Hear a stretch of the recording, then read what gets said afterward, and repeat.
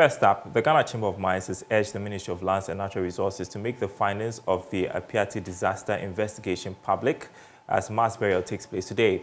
This is in response to the ministry's request that the chamber learn from the tragedy in order to improve mine safety measures.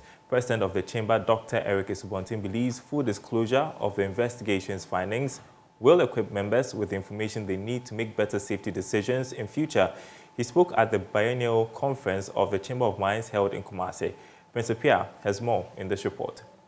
The meeting brought together members of the Chamber of Mines, relevant stakeholders in the mining industry, and officials of the Ministry of Lands and Natural Resources. Deputy Minister of Natural Resources, George Mrekuduka, admonished the Chamber to put in efforts to minimize the negative impact of mining on the environment. I wish to implore you to always be mindful to design and conduct your operations to secure optimal net benefits not only for yourselves but also for the citizens of your host country over the long term, while making conscious efforts to minimize the negative social and environmental impacts, so that mining does not become an example of privatizing benefits and socializing costs. The recent tragic incident at Apiati that claimed some innocent lives was among topics of discussion at the conference. Mr. Duka implored the Chamber of Mines to learn some strategic lessons from the incident. The recent incident at Apiati is still fresh in our minds and unfortunate across all levels of mining operations, so that we don't get to erode the gains made. President of the Ghana Chamber of Mines, Dr. Eric Esubontin, says the Chamber would demand full disclosure of the investigation outcome to help them avert a future Apiati recurrence. But what would be even more important is that we get full disclosure or a full release of the outcomes of the investigations or the investigation reports. I think that's very important so that we can all grasp the full lessons that come out of those investigations. There is another investigation led by Mr. Benayi, which was conducted under the umbrella of the ministry. And we would appeal to you, Honorable Minister or Honorable Deputy Minister, that the full report of that investigation is also shared with the Chamber, so that we can know that we have left no stone unturned in trying to learn lessons from the Apiati disaster. Dr. Esubontin says continuous constructive collaborations must exist between the two parties to ensure sustainable mining operations. There is still a long way to go, if not for anything at all. When we have reputational challenges from the small-scale mining industry, people are unable to distinguish between what is small-scale, what is large-scale, and they lump all of us together. Prince Apia reporting.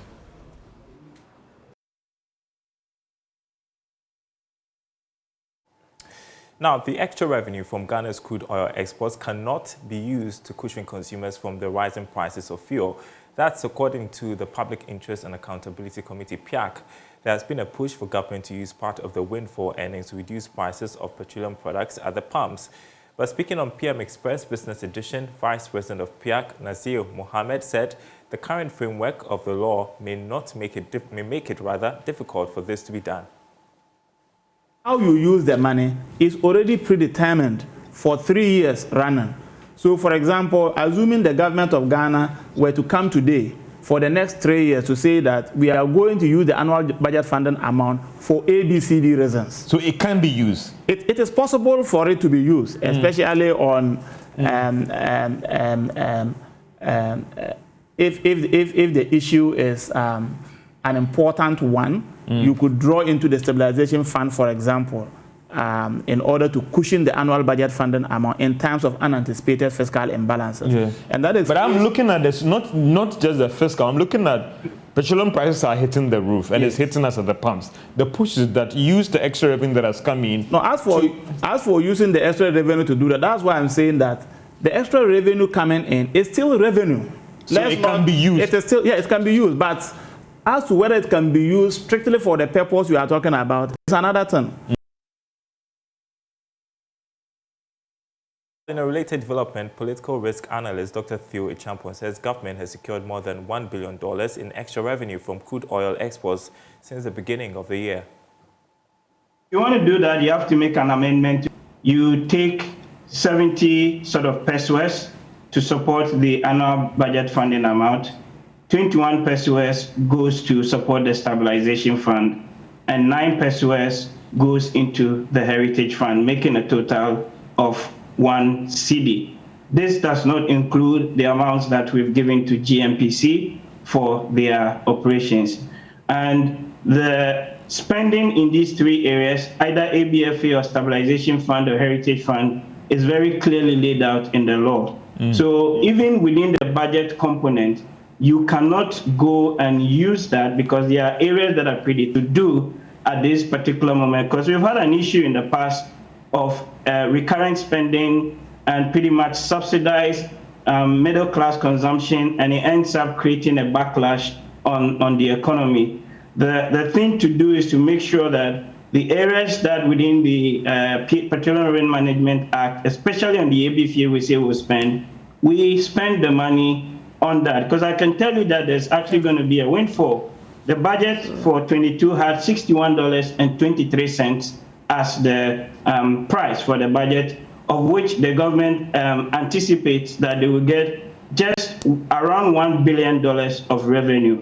I have done my own calculation and some modeling, and if we have 0.5 up to $2 billion coming in. So what we really need, I think, to do is to make sure that those spending areas, the social safety nets, etc., one, we do it, but number two, also making sure that we have a link between your energy policy and your industrial policy. Well, government in the 2022 budget projected some $1 billion in inflows from crude oil at the price of $63 a barrel. Now, based on this revelation, Ghana might now have earned more than $2.5 billion in revenue from crude oil.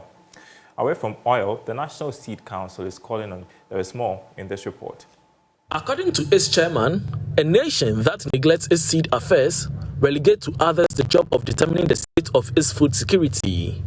Speaking at the inauguration of the board of the council, Josiah Wobble made the call to government to enable Ghana's seed sector improve production to meet international standards. A nation that neglects its seed affairs relegates to others the job of determining its food security. Were flagged at the conclusion of the previous phase of the council's work.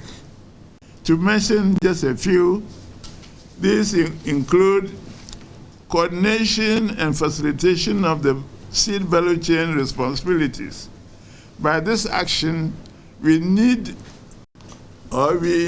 to imbue into all seed actors these. The second would be a facilitation process to try to improve and modernize our variety release and registration system to be in line with the general guidelines applicable in Africa, which in the past has seen Ghana lagging behind.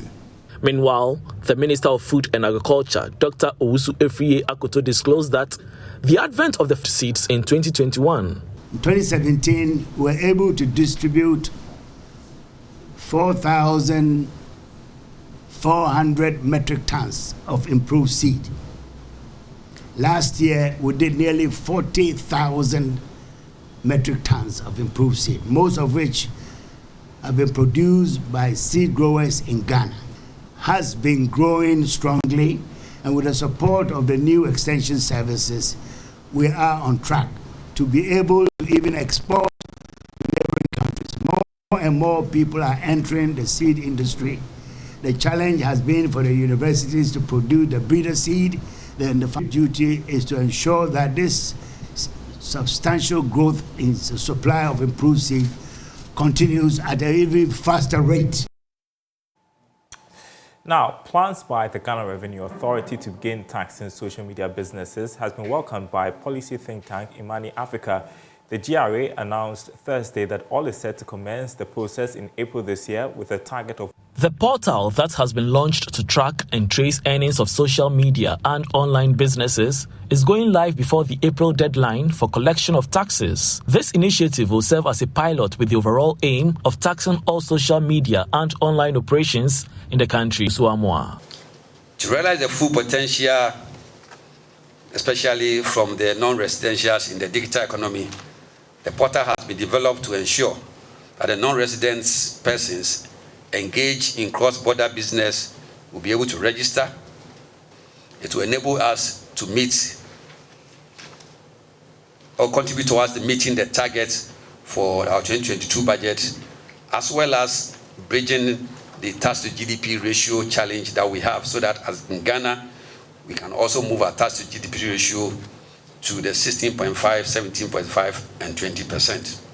Although this is just a pilot phase, the country is likely to generate some 1.7 billion cedis within the first year of implementation. Yes, currently we are expecting that initially we should be able to do about 1.7 billion for this yes. But as people comply and then the volumes also increase, we'll be able to also increase the revenue. And then, as I said, this will also be used later on. In fact, not even later on. We also have the system in place, the same system in place that we're going to use for the EVAT. And the EVAT is something that we have talked about for some time. All non-compliant companies will be blocked from doing any profitable business in the country through a system operated in collaboration with the Bank of Ghana, also known as social media tax. This tax mechanism will also capture businesses on Facebook, WhatsApp, Netflix, Amazon, among others. Well, earlier I spoke with... Step in the right direction. Because in other countries or in other jurisdictions, such providers also pay taxes. In as much as we consume, we do not just patronize the social media platforms, but we also consume different kinds of content and also gain different kinds of benefit from it. Some of it also commercially. So it is just this is something that everybody who is in the industry would have anticipated by now. Since most trade to maximize revenue from these platforms, because they form a huge part of commerce as it is today, especially with things like subscriptions, especially with things like paying for services on the platform, and even to some extent the kind of revenue generated by these companies based off adverts and things like that that people put on these platforms. So once they benefit from Ghanaian consumers in terms of payment, it is just right that such benefits should, or some of those benefits should be directed to the country as well as to the revenue authorities here. Else it will be revenue leakages that would also not allow the revenue projections of the country to be established or well garnered or taken advantage of. Has this got the potential of discouraging people from online business? The initial, we not anticipate that to be something that will be long term. All right, you're watching The Marketplace. Still to come, we head to the Carnation market to gauge the prices of tomatoes. You don't want to miss that report coming up next after this break.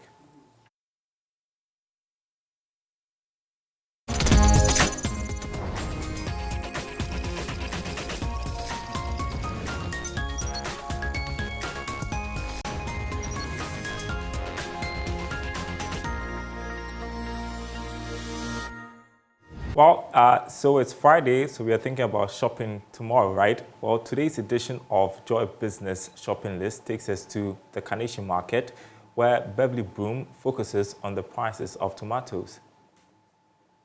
Hello and welcome to another edition of the Joy Business Shopping List. Today we are throwing our spotlight on tomatoes. Tomatoes are key components in our diets. Now, according to the Ministry of Food and Agriculture, approximately 440,000 tons of tomatoes are consumed annually. I'm wondering, how much does it cost you and I to consume that much? Come with me to the Carnation Market. Let's find out more. Ene 15. Ene 10. Kama koba wa chiono. Mokoba anya keba. Bagate on le 30. Mokoba pe ba ke ochino. Ba bo 25 for home. Mokoba bo 28 for home. Lucky fe ko ni ba gbe ni. Oh, you're in. Bakaneshi market later on the tomatoes. Namo page. Hey, call Bakaneshi market here. Call Tazi Star Brand Sarah. Me. Bakaneshi market over here. They call Botemi no. Yanabu no. Call Baba na mi yogojo. Size. I'm more chin senior. No only 25 cedi. She inchiono. Nkia 20 Ghana. Ni groga won 35 ngia 30 e mo ke ma mi 25 here ehio mo ko nega ko chokonto 2 cedi jem e ko le akpo stuff you ma le 2 cedi alo 1 cedi ko ma ha le ko boss e ma he ko be anya ho 85 anya ho 75 kagu na me ba ho le 9 oh akajo waga na keba Waga Burkina Jama Kejon won wayo ya kra Ghana no enta but how many types Ghana no nu yemi ko ke mala no ekoye no ingredients, and apart from it giving us delicious taste in our meals, it also reduces the risk of heart diseases and cancer. That's according to scientists. So when you step out of your home to buy tomatoes, note that you're not only buying taste, but you're buying a healthy lifestyle. Do not forget your miscellaneous as usual. Beverly Broom for Joy Business. And that's your shopping list right there. Before we go, the highlight of this week has been the celebration of women and recognizing the impact they make as well as the challenges they face. One of those super women is Dr. Ellen Hagen, who is Chief Executive of top HR firm, Lane Services. Here's our conversation with her. Let me ask you this. Being a woman and an entrepreneur, and I know you're also a mother, and a wife as well. How difficult or challenging has this been, combining work, especially when you're starting your business? You would always have to be there. You would always have to be there to ensure that people are doing what they are supposed to do. Every task is being followed, and combining the home as well. How difficult has this been? Yeah, it's definitely something that we need to take into consideration. And if other women are listening, I'm sure they will identify with some of these things. But for me, the first thing is about your mindset. You know, you need to accept that it can be done. It is doable. You look at what others have done in the past, and you understand and accept that it is doable to get the best of both worlds. And then you are having a high level of responsibility in a workplace and managing a home and a family. You need to have excellent time management. So it is not everything that you can say yes to. It's not every event that you'll attend. You may have to choose certain hairstyles that will not make you waste time being under the dryer. You have to learn to prioritize what works for you best. Prioritize and keep those that are not so important in terms of your goals and balancing to focus. One of the things that I think a lot of us women appreciate is when our partners realize that they need to be supportive and help at home. But the fact that I carry the womb does not mean that I have to take care of everything related to what the two of us produce.